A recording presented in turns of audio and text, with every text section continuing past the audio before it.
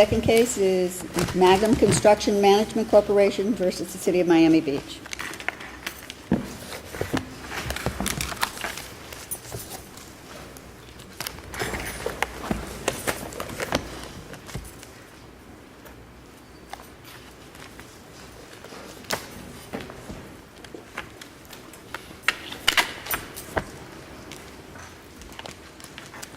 Good morning, Alfredo Armas, Armas Bertrand, on behalf of Magnum Construction MCM.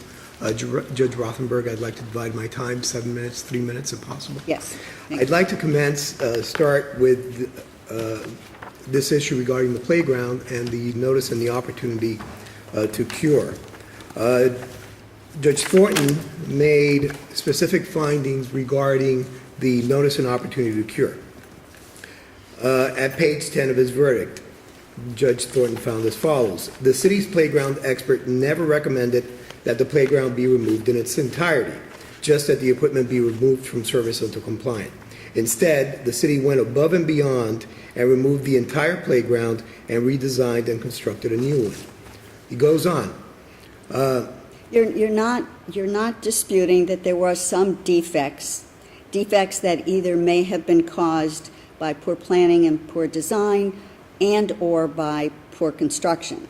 It seems to me that the thrust of your argument is that MCM was never given its opportunity to cure those defects, and that the contracts provide that they do give MCM that opportunity to cure before you file litigation. Your Honor is correct, because the first part is the easier part, because it's clear that Judge Thornton made this finding.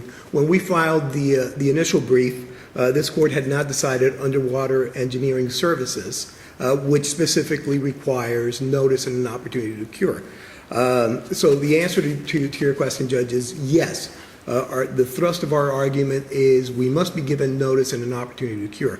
We also submit that this is a design specification that requires specific equipment manufactured by a specific manufacturer to be installed. That's the secondary argument that you never really get to if, in fact, Your Honor is correct. There's an obligation to give your client an opportunity to cure. Your Honor is absolutely correct. Judge Thornton goes on, as a result, the city failed.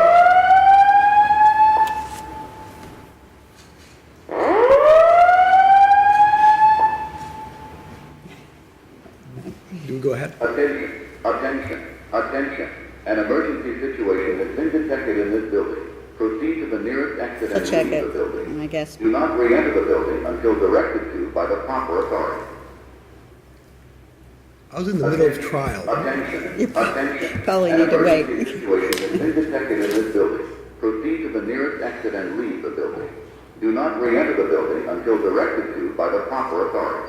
One way or another, you're going to get interrupted until they resolve it, so may as well wait. Attention. An emergency situation has been detected in this building. Proceed to the nearest exit and leave the building. Do not re-enter the building until directed to by the proper authority. I feel like driving a police car. Remember those days? If he starts shooting, we know. This comes out of the appellant's time, right? Seeing that we're such good timekeepers. Do not re-enter the building until directed to by the proper authority. I was giving closing argument at Fort Lauderdale when the murderer escaped. When what happened? When the murderer escaped, like a month ago. Oh, really? Directed to by the proper authority. Attention. An emergency situation has been detected. Oh, good. It is a false alarm, Your Honor. Thank you. Okay. All right. We still have...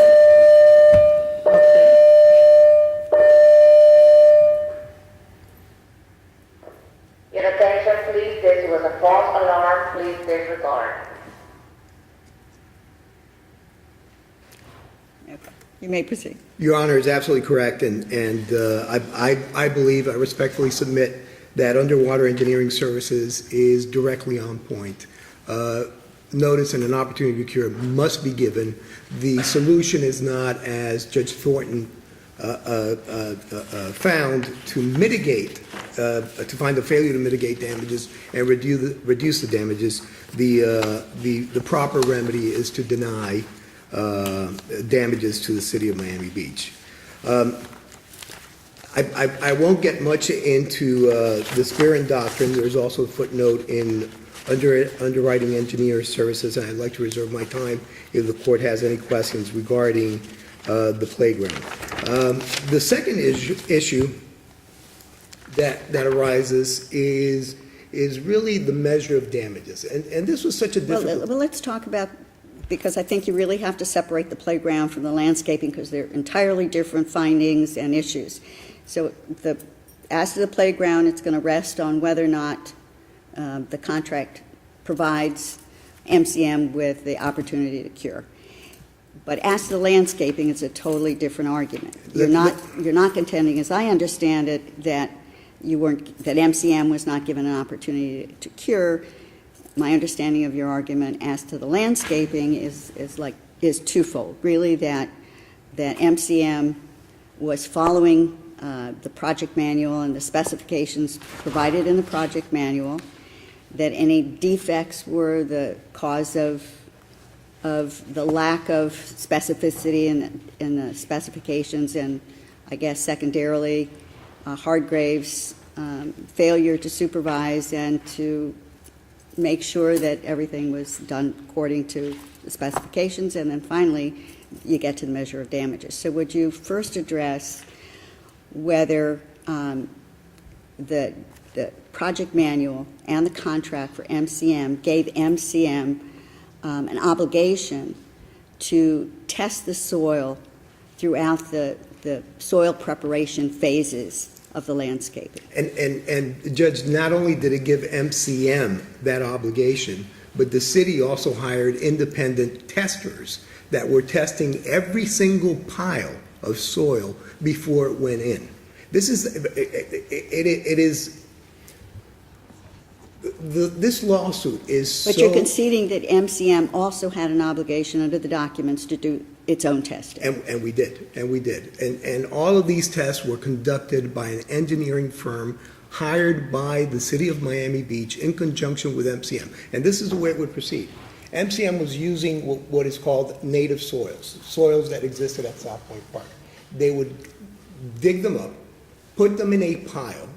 All of those piles would then be tested to make sure that the soil was compliant with the specifications. Now, the city's expert, Mr. Meadows, at trial testified that yes, these were the soils that were specified by the design team, but they were what he called junk soils. What happens is that these soils are almost clay-like. The particles are so small that, and the analogy used by the city was, if you put marbles in a glass container, you will see the water being able to flow back and forth.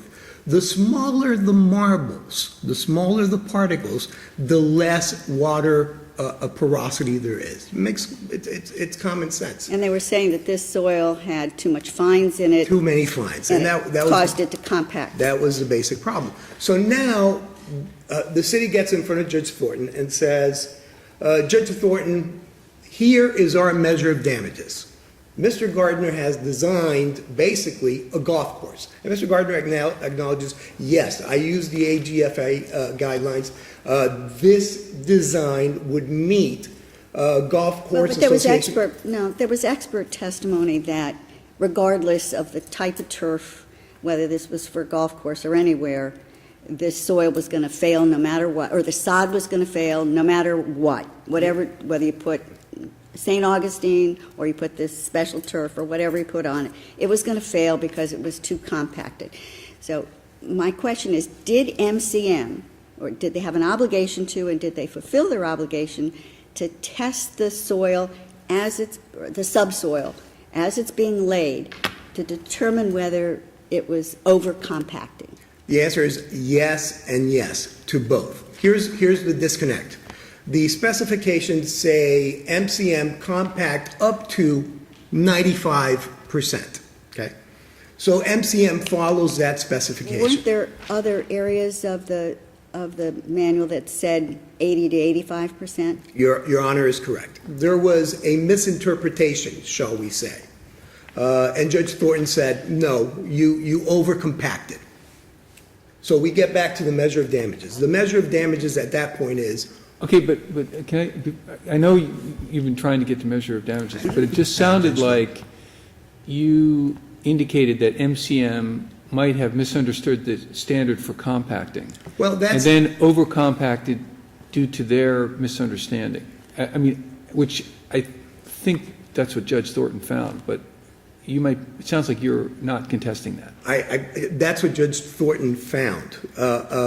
We are contesting it. We contested it below.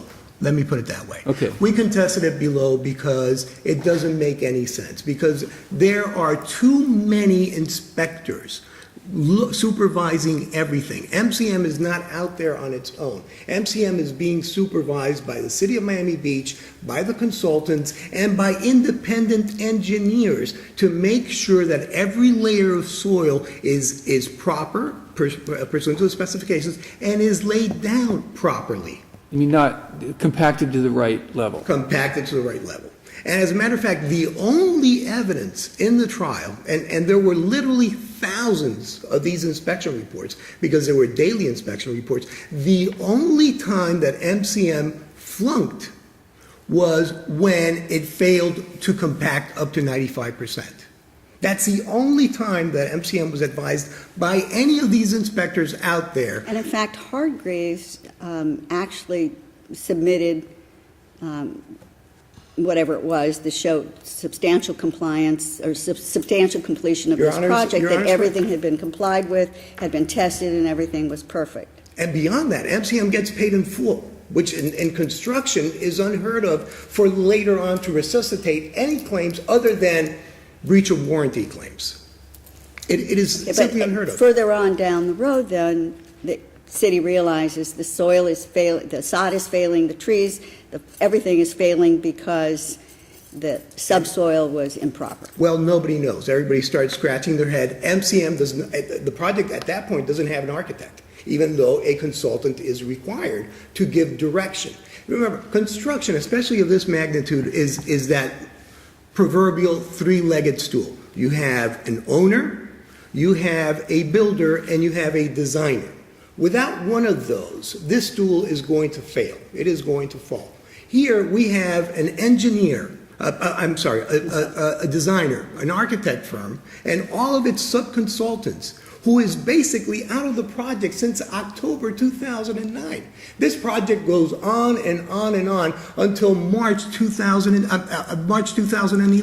MCM is still out there trying to come up with fixes without any design help whatsoever. So MCM is out there scratching its head. What do we do? What is the failure? Brings in experts. Experts conclude, listen. The first problem was the flood, that everybody thought that was the cause of the soil failure. There was a massive Replaced washout. the sod, then it continued to, but I'd like, in your time, since we've taken a lot of your time, but for you to And now the address- alarm.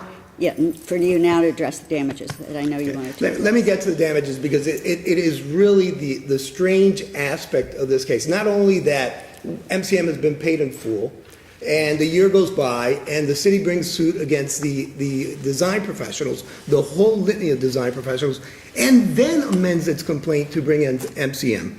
Then we get to the measure of damages. And the measure of damages, of course, is how do you compensate the owner for your breach?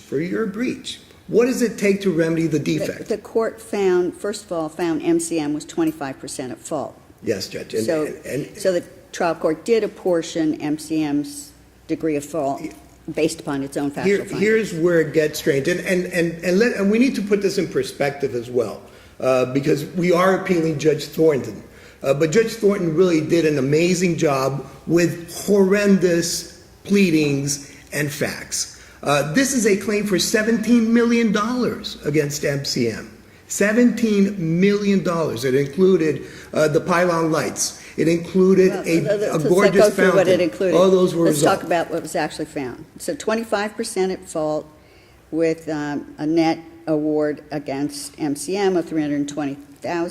And here's where we get to the strange part of awarding damages, because the city doesn't advance any measure of damages to remedy the problem with overcompaction. Let me explain what the theory of overcompaction is.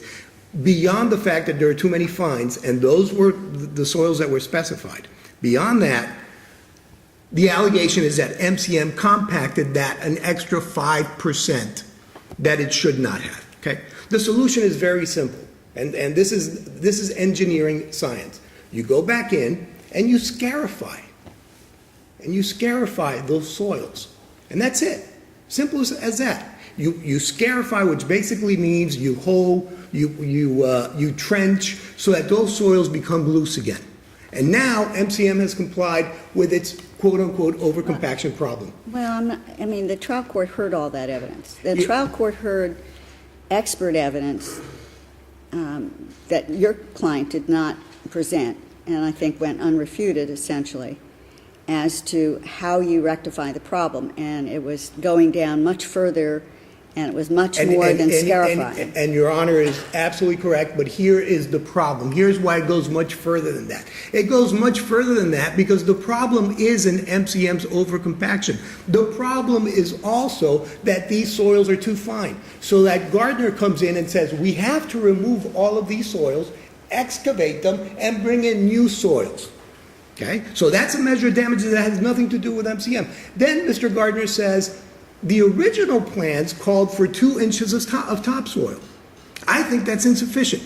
We need 5 inches of topsoil. And not only do we need 5 inches of topsoil, we need 2 layers of pea rock of different sizes. And not only do we need 2 levels of pea rock, which were not in the original plans, that's not in MCM's contract, we also need drainage pipes underneath this. And not only do we need 5 inches of topsoil, of different topsoil altogether, not the junk soil that the design team specified, and the pea gravel, and the drainage pipe, you also need tiles underneath all of this. So we're saying it is an impossibility for Judge Thornton.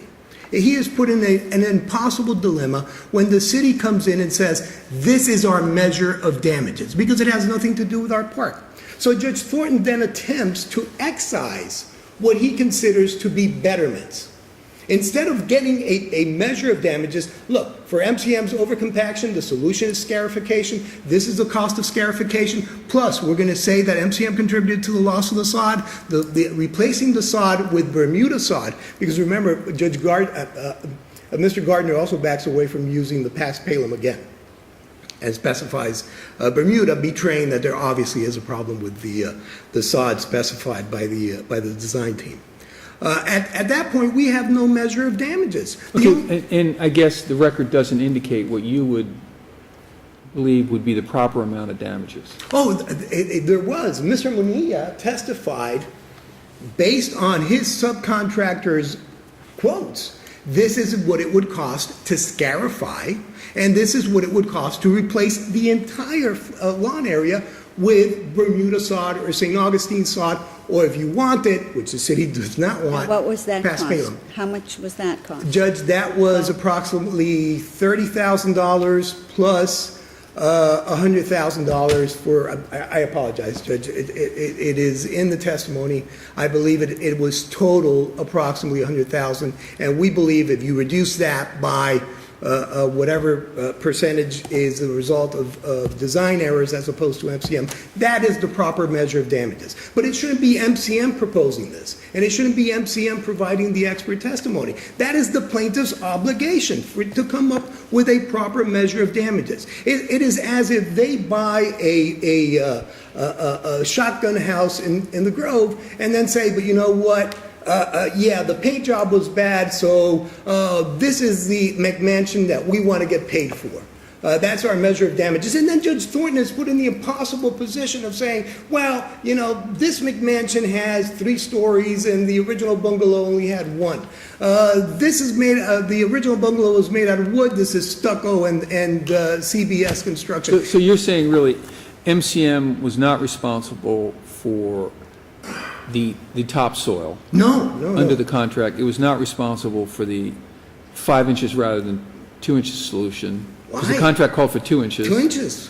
It was not responsible for the tiles, not responsible for the drainage pipe under the contract. The drain pipes. And frankly, it is so difficult. Judge Thornton was really given such a difficult assignment because the city didn't want the plan. Normally, when you sue a contractor, you say, look, this was the plan, this is what you were supposed to give me. You didn't give me that. But in this case, the city doesn't want the past palum sod. The city doesn't want the 2 inches of topsoil. The city doesn't want its junk But soils. it appears that the trial court excised all of that out of there as betterment.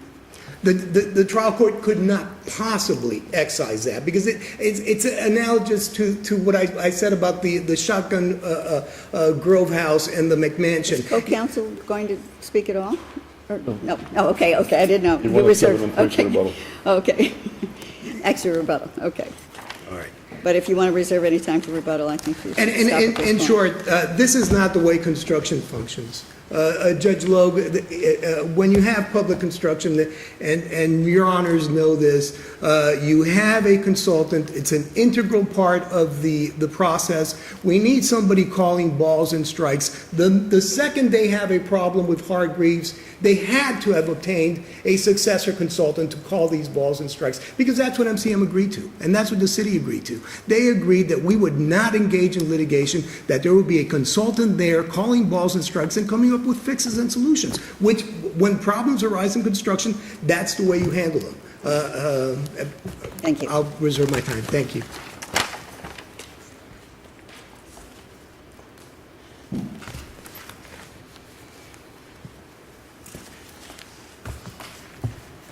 Good morning. Good morning, Your Honor. May it please the Court, Giancarlo Zoizel for the City of Miami Beach, as appellee in this case. Considering that my duty today is to respond to the arguments of counsel, I will rely on our brief on the arguments that were not presented. But as to the arguments presented, I would like to clear something up at the beginning, and that is what are the arguments that appellants raised here?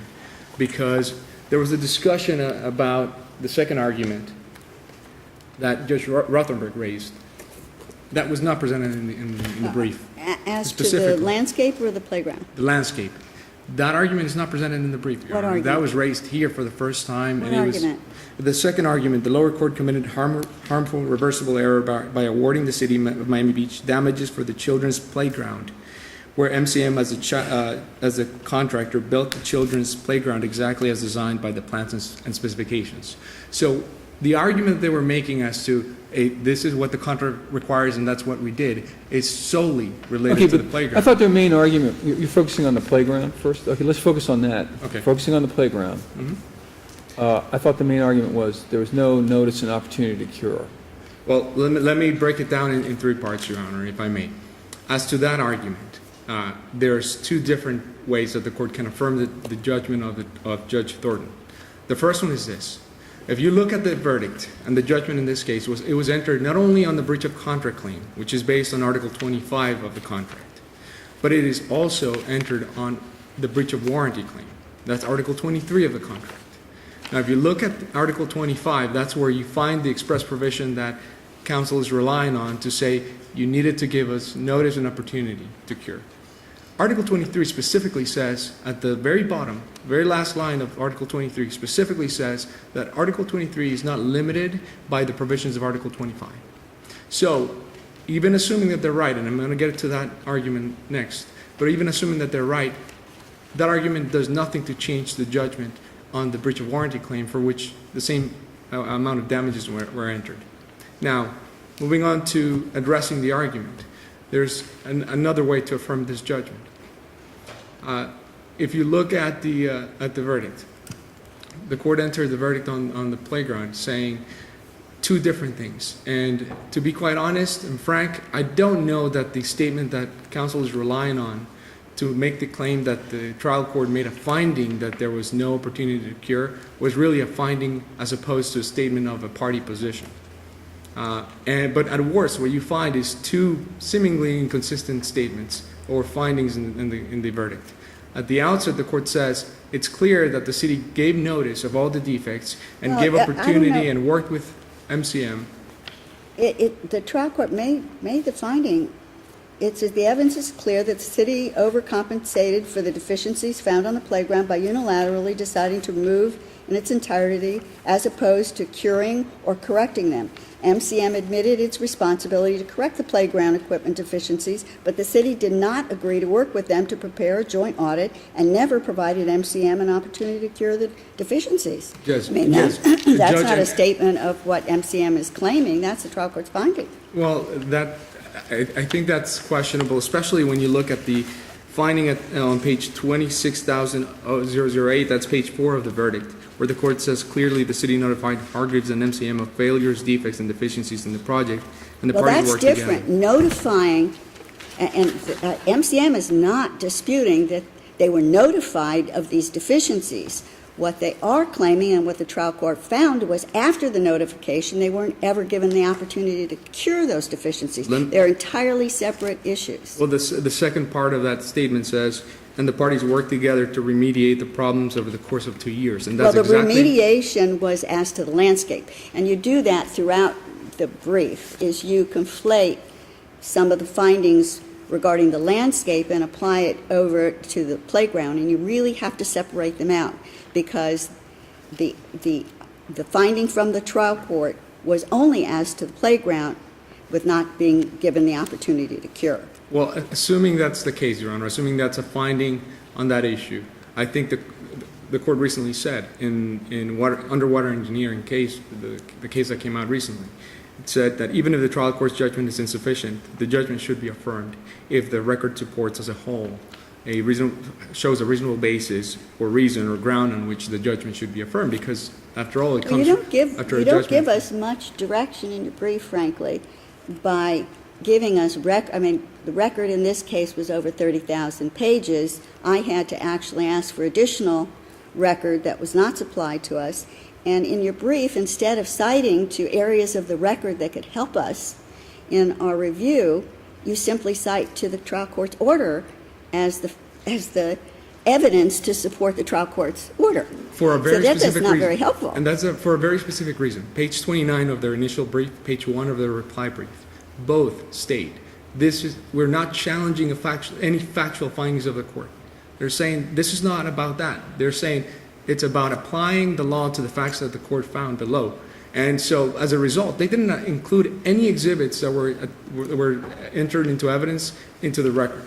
At the outset, that's fine, because if you're not challenging factual findings... Well, they're not challenging the factual finding that they were not given the opportunity, that they're saying there were deficiencies, there was some things wrong with the playground, and the record is clear as to what those issues were. The trial court made actually findings that many of them were minor and were easy to cure, and that MCM was never given the opportunity to cure. So there was no factual issue in dispute as to that regard.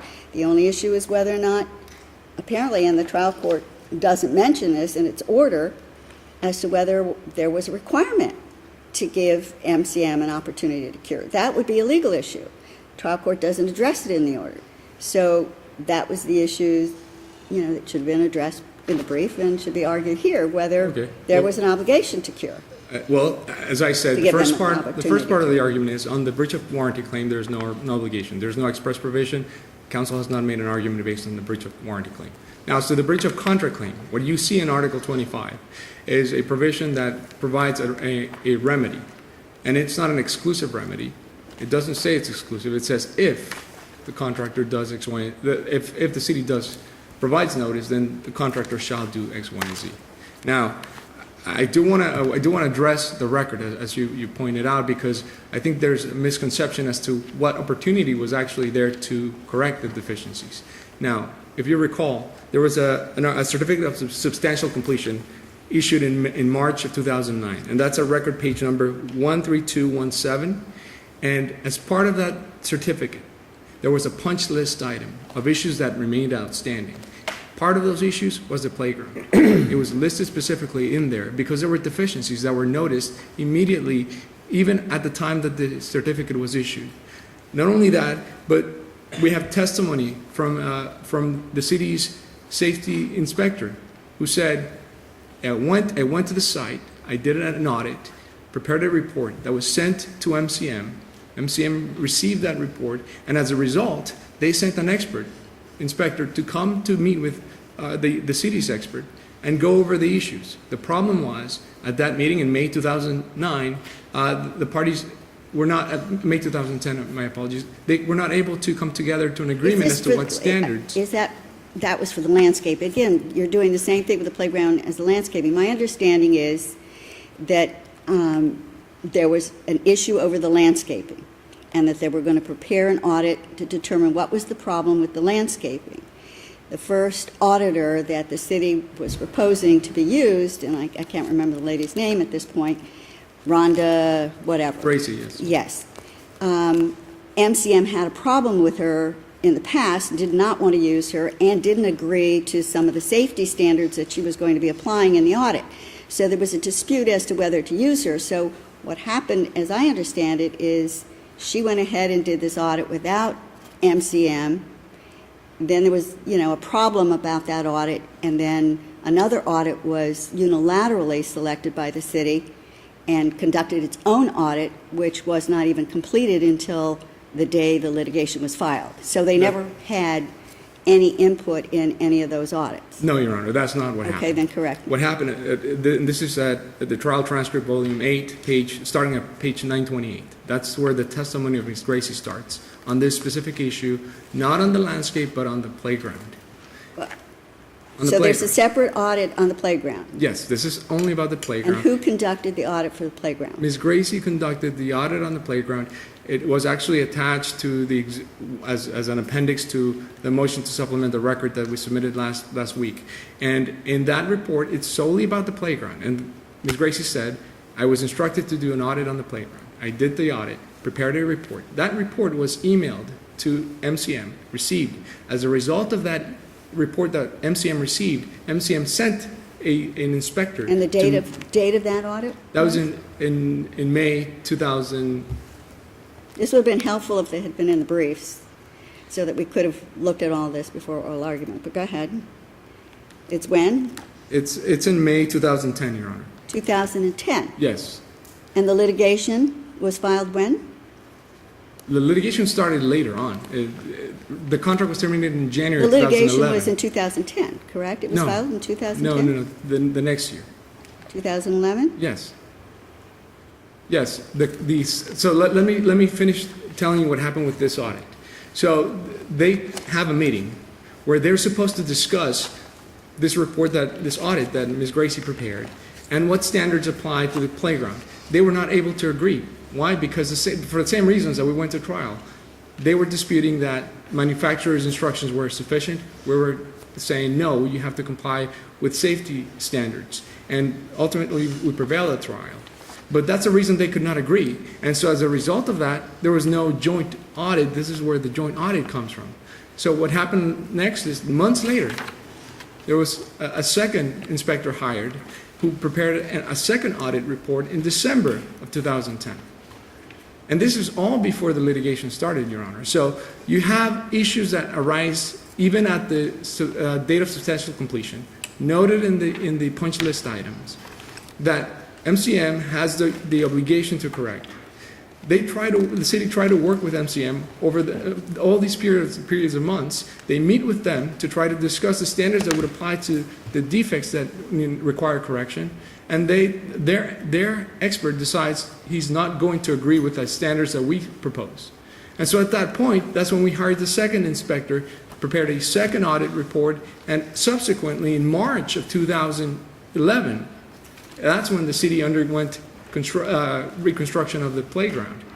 But this is many months after MCM had the opportunity to come in and correct So the then deficiencies. you are now trying to dispute that MCM was given an opportunity to cure. The trial court made a finding in its order that MCM was not given the opportunity to cure. So you are now attempting to dispute that at oral argument, which you did not dispute in your briefs, Your Honor, nor file a cross-claim or anything here. I'm not challenging a factual finding, Your Honor, but this case comes before the court under a standard review that says if there is a reasonable basis in the record for affirmance, you must affirm. And so what I'm pointing out is instances in the record that support But the that ultimate wasn't- judgment. That wasn't And even pointed out in the briefs. I just am having trouble with that. Maybe you ought to address the landscaping issue.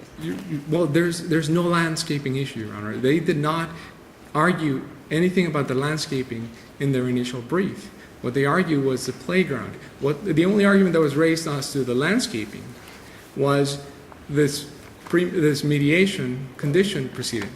But that's not an argument that was presented today. It's not an argument that was advanced. They didn't raise the measure of damages in their brief. The measure of damages, so moving on to the measure of damages. The measure of damages presents a big problem for the appellants. Why? Because they said in their brief, we're not challenging factual findings. And damages is, at its core, a factual finding. And the problem they have is they have to show that based on all the evidence that Judge Thornton had before him, and they told you that he had plenty of evidence before him, and it was a very complex case, that even with all the evidence that he had, he could not have arrived to the conclusion that he did. And the problem they have is they decided not to challenge this as a factual finding. They didn't present, Your Honors, with all the They record. argued at length throughout their briefs, both the initial brief and the reply brief, that the measure of damages was totally speculative on the trial court's part. But they didn't give you any support. They didn't show you the record and said, look at all the record. And Judge Thornton could not have arrived to this conclusion based on this evidence that we've shown you. And what I'm telling you, Your Honor, is that what Judge Thornton had before him, as counsel just said, many invoices, had reports from experts, had expert testimony, and he could have arrived at the conclusion that he did. Now, there's no requirement, and there's never been a requirement that Judge Thornton break down what he believed was betterment, and he did find betterment, and he reduced the verdict substantially based on what the aspects that he found to be betterment. So he did arrive to that conclusion. But did you give us anything in your brief other than to simply cite to the trial court's order any evidence in the record that would have supported the trial court's findings as to damages and how the trial court arrived at the amount of damages? Well, Your Honor, there's plenty of expert testimony about. There was Did you 1 give us week on any of damages. that in There the was. brief? I'm sorry. Did you give us any help in your brief to find that evidence? Well, Your Honor, the problem is, as an appellee, if counsel is conceding that he's not challenging the factual findings, it's not my burden to help his cause by bringing evidence before the court. And I did supply the court in our appendix to the answer brief a report that was submitted to Judge So in other Thornton. words, That's only. you're asking this court to go through the 30,000 pages of record to see if there's anything to support the trial court's factual findings as to damages. I'm not because I'm not the appellant, Your Honor. That's what the appellant has to do. So what are you saying? You're saying that the order itself, or the findings themselves, are in conflict? That Judge Thornton's findings are in conflict? And by looking at the face of the order, we should find that you're entitled to the damages that were awarded? Is that what you're saying? There's nothing in conflict as to the damages in the court's Tell us order. exactly what you're saying, and like Denzel Washington said, I believe like we're 6-year-olds. No, That's no. exactly what you're saying. No. I'm not saying there's a conflict in the court's order. What I'm saying is the court found that there were betterment damages, that there were betterment, and reduced that from the damages. And the question is, could he have reached that conclusion by looking at the evidence? And it's the appellant's burden to come to the court and say, look at all the evidence the court had. It could not have arrived to that conclusion. And they have not provided you with all the evidence because they decided not to challenge that factual finding. And so what I'm saying is the court made a factual finding on damages. And they say in the initial brief, page 29, and then the reply brief again at page 1, they're not challenging those findings. So how are you going to challenge a finding on damages, which is at its core a factual finding, especially without without providing a complete record. And so I submitted some documents to show the court that there is evidence that was submitted at trial that the court considered in reaching the damages. So I'm not saying that those documents are conflicting with the court's opinion. The opposite. I'm saying the court could have looked at those documents among many other documents that he had before him and reached the finding of fact as to the damages. Thank you. 1 minute, rebuttal. Judge, Your Honor is absolutely correct. And the transcripts of Ron DeGracie are very clear. Ron DeGracie says, I began the audit. I was not competent to do it. I called the person, the designer that had trained me, Ms. Hendy, and Your Honor is absolutely correct. Ms. Hendy's audit not only doesn't get to MCM, Ms. Hendy's audit is prepared after this lawsuit was filed, and the lawsuit was filed Well, I think it was in prepared 2010. in the same day of the litigation, that it was, I think it was You're- executed the same day as the lawsuit was filed. It certainly was not given to MCM, and Your Honor is also correct. We are bound by Judge Thornton's findings. They are as well, unless they take a cross appeal and say, Judge Thornton got it absolutely wrong. MCM was given an ample opportunity and notice and an opportunity to cure, and we were not. I mean, the facts are clear. I want to get back to this issue because it is a problem with the measure of damages applied. And Judge Thornton was given an impossible task by the city because, and here is the expert that prepared the remediation plan. Would you agree that what you have designed is per USGA specifications? Answer, it's in keeping with the USGA recommendation, USGA, United States Golf Association. Question, right. This particular recommendation by you has essentially the specifications for golf course green. Does it not? Answer, effectively yes. Goes on, Mr. Gardner. Okay, do you agree that with your design and your specifications, you could put in tees, fairways, and even greens, and they would do well? Answer, I suppose, yes. That is not what MCM agreed to build. That's not the contract. That is not what Hargraves designed. Hargraves designed an urban park with a 2-inch topsoil level layer with seashore past Balaam. The city did not want its remedy. The city, because, and for logical reasons, seashore past Balaam was not going to work. The 2-inch soil blanket was not going to work. In fact, at least 5 and probably the 8 inches recommended by Gardner, that was the universal agreement of all the experts, was required. Now, that's not MCM's problem. The only thing that MCM was tagged with was over-compaction. All the other failures were a result of design specifications that failed. Now, the solution when you have over-compaction and everything else is perfect, is to scarify. And if you go to Mr. Munia's testimony on the record, as well as Hargraves' experts' testimony, they all agree that scarification would have fixed the quote-unquote over-compaction problem, the only problem that MCM had, because they put in the seashore past Balaam, they put in the 2. There is also, in the appendix... And in conclusion... And in conclusion, there's also in the appendix a series of logs by Terracon taking the soil samples and passing everyone. Respectfully, we request that the award on the playground be reversed with instructions that be deleted and that a proper measure of damages be applied on the subsoil issues. Thank you very much. Thank you.